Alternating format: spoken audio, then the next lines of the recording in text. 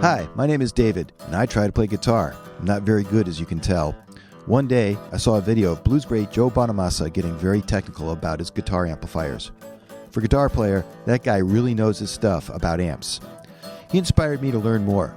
But to really understand guitar amps, you need to take them apart and put them back together. I watched hundreds of videos. I read all kinds of books. From Craigslist and eBay, I bought a used soldering iron, some old voltmeters, an ancient oscilloscope, and other test gear. Eventually, I built an entire electronics lab. Now, I guess I'm sort of an amp mechanic. I fix other electronics too, and this is my journey. I figured I'd share so others can learn too. I hope you like it, and just as a disclaimer, be sure to consult an expert before working with electricity. Hi, Dave the Amp Mechanic, coming to you from my lab in Boston, Massachusetts, where right now it is -5 degrees outside, really cold out there. I think it was 14, but -5 with the wind chill factor. Cold enough, doesn't matter. Once you go outside, you know, the nose hairs on the inside of your nostrils start to burn a little bit. It's just time to come down to the lab, hunker down, and get some work done.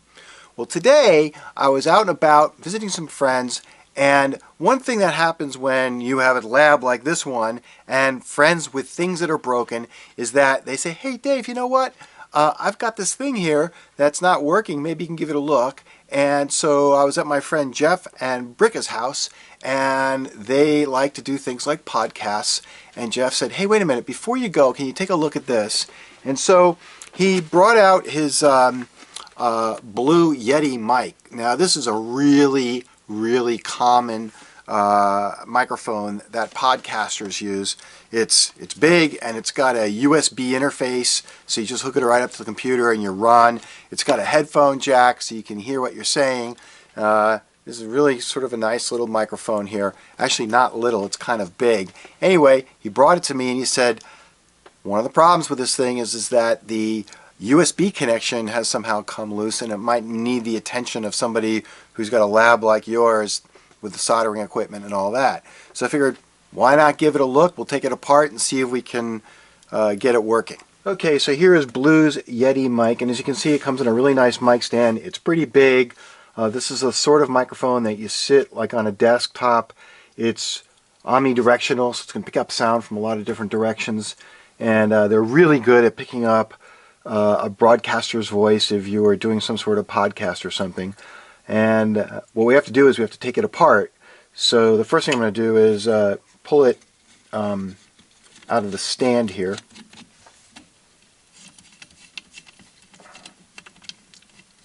Yep, there we go. Okay, and then we have to figure out how to get to the inside of it. Let's take a closer look though at where the problem is. And there goes something. Figure out where the USB connection is. There it is, right there.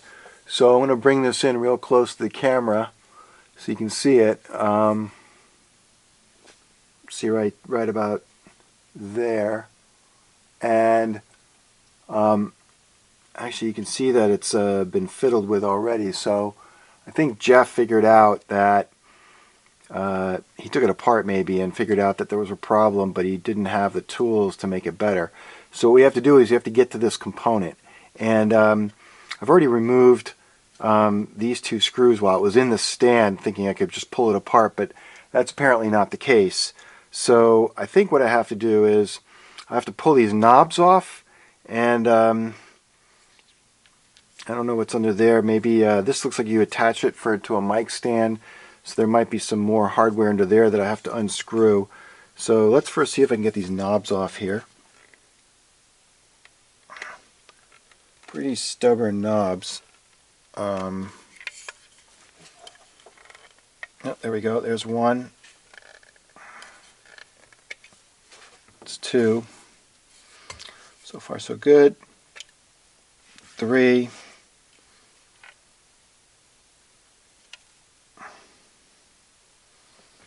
4. I think that thing is supposed to come off too.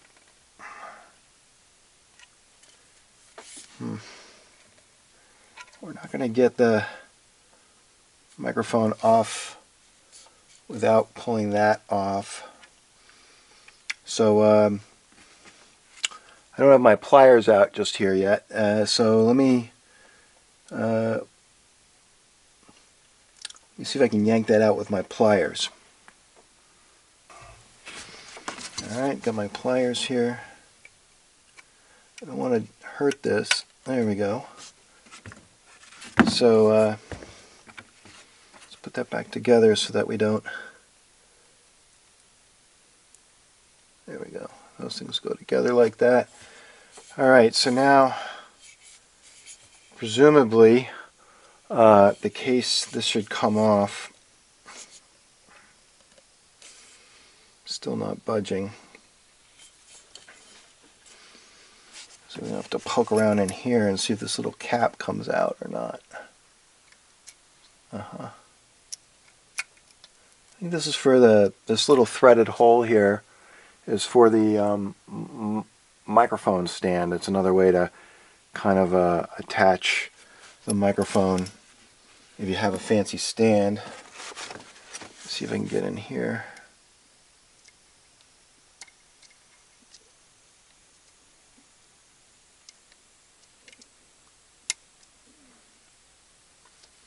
I want to come out. Oh, there we go. There we go. Bingo. And ta-da! Another screw. So let's get this screw out here.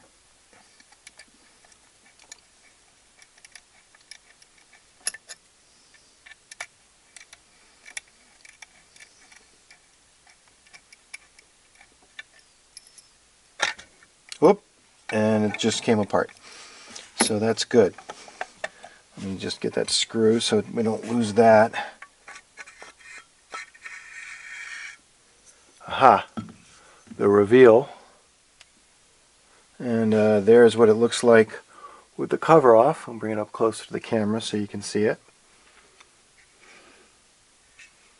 Little printed circuit board. Bunch of surface mount technology on it. And let's see, let's take a look at the USB slot.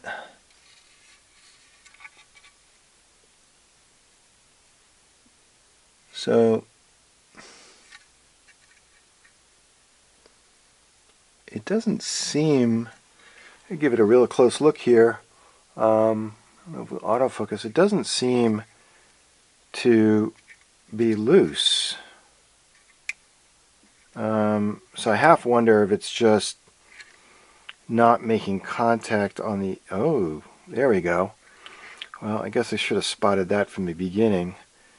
The pins on the very inside of the USB port, I don't know if you can see it, are pretty much fouled up. So I'm going to have to get into that little hole there and see if I can muck with the pins in a way that gets them back to the way they belong. So it's really, it doesn't look like it's a case of bad soldering. I'll get the autofocus going again. I don't know if you can see in there. But it does look like a case of crappy pin alignment. So what I don't know is whether it's beyond repair. If you look at it from the side, you can kind of see that the USB port here, right there, is a little bent. Like the end of it is bent up. And I don't know if that's going to cause a problem or not.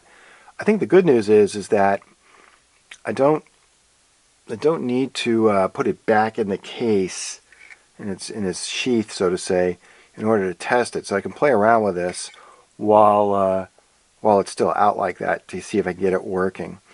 Worst case scenario, I may have to order a new piece like this, desolder this one off the board, and put the new one on the board. So let me muck around with it, and I'll figure out exactly what we're going to do next.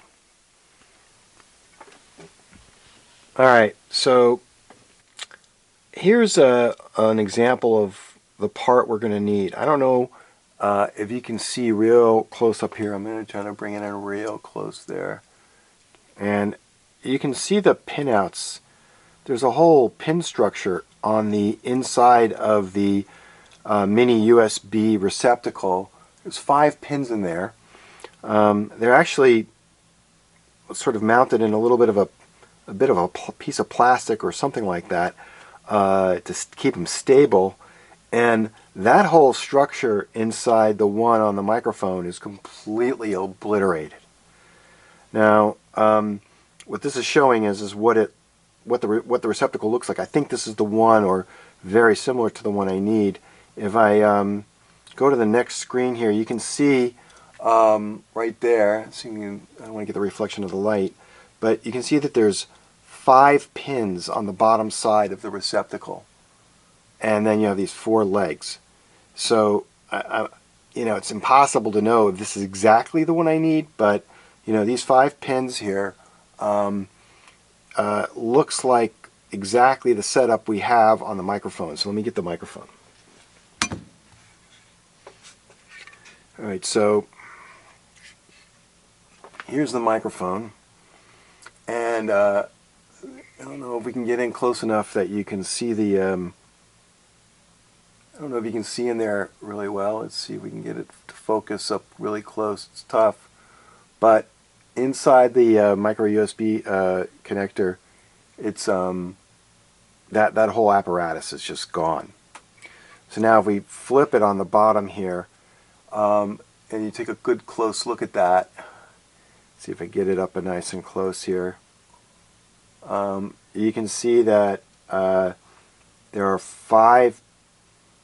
There's a row of 3 and a row of 2 there. I don't know if we can get the light just right, so we can see it on this. I might have to zoom when I'm editing this, but anyway, right there. There's a row of 3 and a row of 2, and then there's those 4 legs, and it looks like they just used solder to solder the 4 legs down. So, the part's like $1 or $2. So I think what I'm going to do is I'm going to order that part and online, and then I'm going to desolder this one and solder that other one in place, and we'll see if we can get it working. So I'll come back to this video once I have the part in and I have the other part, this old part, desoldered out, and we'll figure out what happens next. Alright, so one of the things I thought I'd just show you here is that I have desoldered the old USB receptacle, the mini USB receptacle, and it was right here. And let me just turn this over here a little bit for you so you can see the other side. So there it was, and I'm going to kind of bring it up close here, and hopefully autofocus can see here really well. The receptacle had 4 legs that sat in these 4 holes.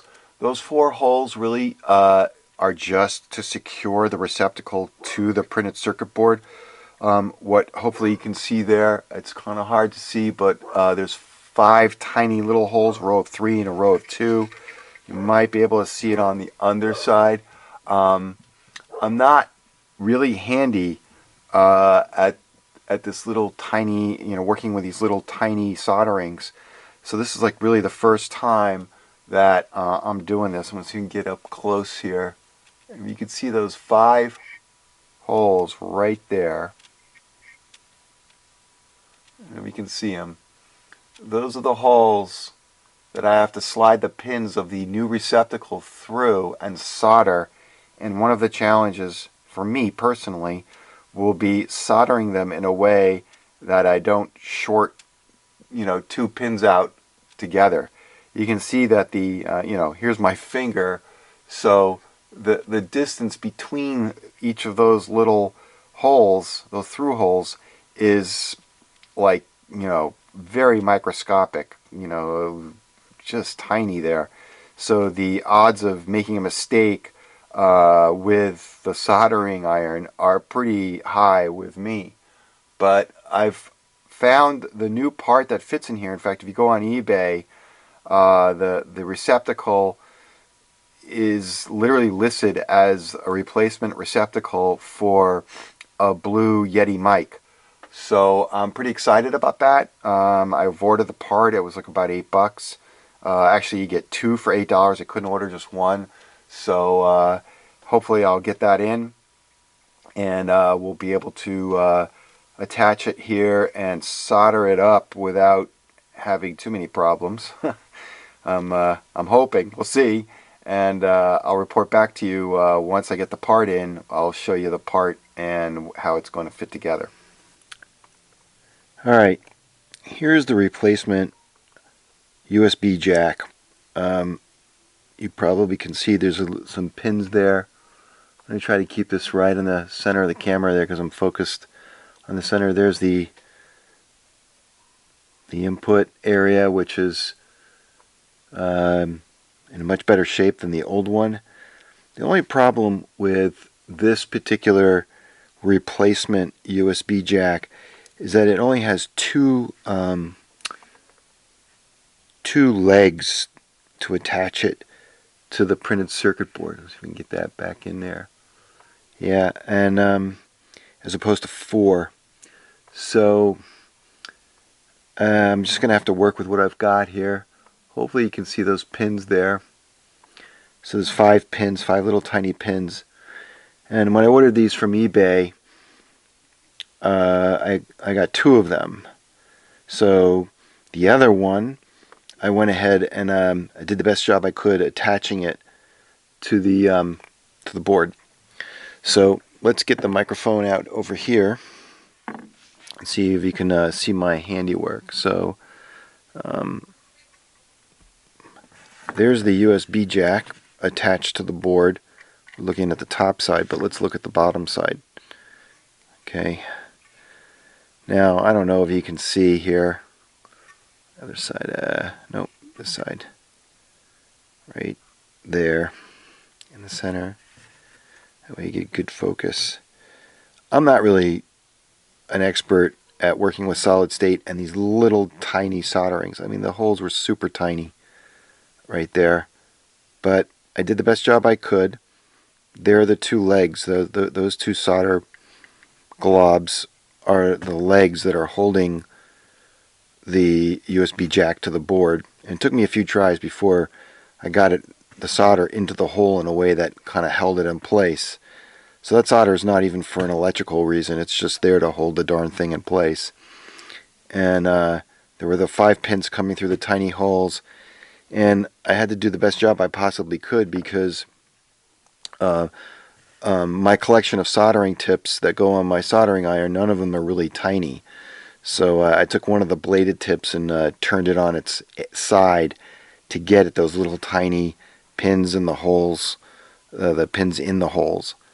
So, you know, now the good question is did I do it well enough to firm up the connections and get the mic back to operational status?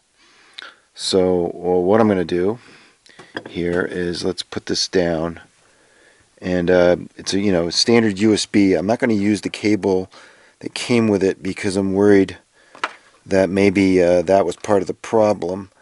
So I dug up another cable here that I have, a regular old, it's got the it's got this connection on one end and this on the other. I don't have one that is this on one end and USB-C, which is my computer, on the other, but I have one of these little adapters here.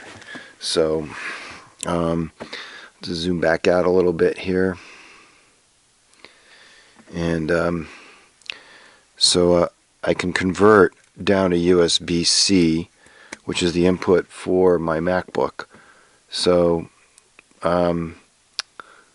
next what I'll do is we'll connect this. Let's see what happens if we just can try to connect this in here. Let's see what happens if we can get that.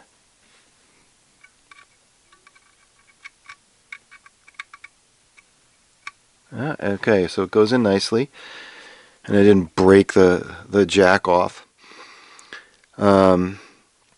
So now the next thing we should try to do is connect it up to my MacBook and see if we get any audio, any signal coming through this. So let's go ahead and pull my MacBook out. And I'm going to pan up here. Pan up a little bit. There you can see some of my soldering tips were out of the... I'm going to also change the focus area to zone on my camera so we get focus. Let's get the MacBook out here. Okay. And let's see. This is my video editing software. I'm editing another video right now of a repair to my sprinkler system. And as you can see right now, we're getting levels, but this is the internal microphone on the video editing software. So let's go ahead and let me see if I can zoom in on that a little bit so we can get a good view of that. Yep.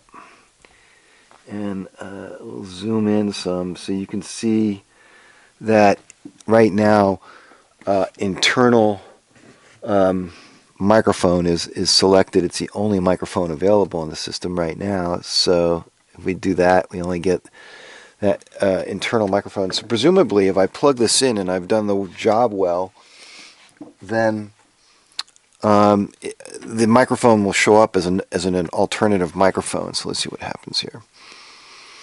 Okay, well, one thing for sure is I've got, I don't know if you can see this, but the red light right here is on, and so that could be a good sign. So let's also go see, do we have a new choice? And there it is, Yeti stereo microphone. So let's pick that. And we're still seeing levels. As you can see, we've got green levels. Let's see what happens if I tap this. Wow. So I managed to, even with those tiny little solderings, I managed to get it done correctly. And we're back in business. So there you have it. We've got the microphone working, so now all I have to do is put the housing back on and the knobs and everything. And we've got a perfectly good microphone here, USB microphone, for a repair cost of about $7, I think, or $8 for the two parts, for the two jacks, one of which I didn't use. So really more like $3.50 or something like that, $4. And these microphones go for about like $80 or $90 new on Amazon. So I think that was well worth it. And hopefully the gentleman who gave it to me, his name's Jeff, will get years of enjoyment out of working with this microphone. So I'm not going to do another outro where I'm sitting here. So from the Amp Lab in Boston, Massachusetts, thanks very much for joining me. I'll put the microphone in view here so you can see it. Let me pan down a little bit. There you go. Let me zoom out. So from the Amp Lab in Boston, Massachusetts, I'm Dave the AmpMechanic. Working on some solid state stuff here. Not always my favorite thing to do, but always fun to challenge myself to see if I can pull it off, and it looks like we have. If you liked this video, then please do give me a like and maybe subscribe to my channel. As I've said many times in the past, I don't make any money on this YouTube channel. If you look at the number of followers I have, the number of views that my videos get, they're not nearly enough to even merit attention from the monetization gods at YouTube. We're not even close. So I shoot these videos and I do these repairs. I don't make money on the repairs either. I don't charge any money for them except for the parts I ask for. Whoever, whenever I fix something, just compensate me for the cost of the parts. I just do it because I like to do it, and hopefully when I do these and I shoot these videos and put them up on YouTube, it's a way of paying it forward, helping other people learn from not only my successes but my failures. And if you do subscribe and you do like, what that does is it increases the likelihood that if somebody else is searching for the same sort of video, these videos will come up a little bit higher in the search results, and they'll find what they're looking for. So until next time, I'm Dave the Amp Mechanic from my amp lab in Boston, Massachusetts. Thanks very much.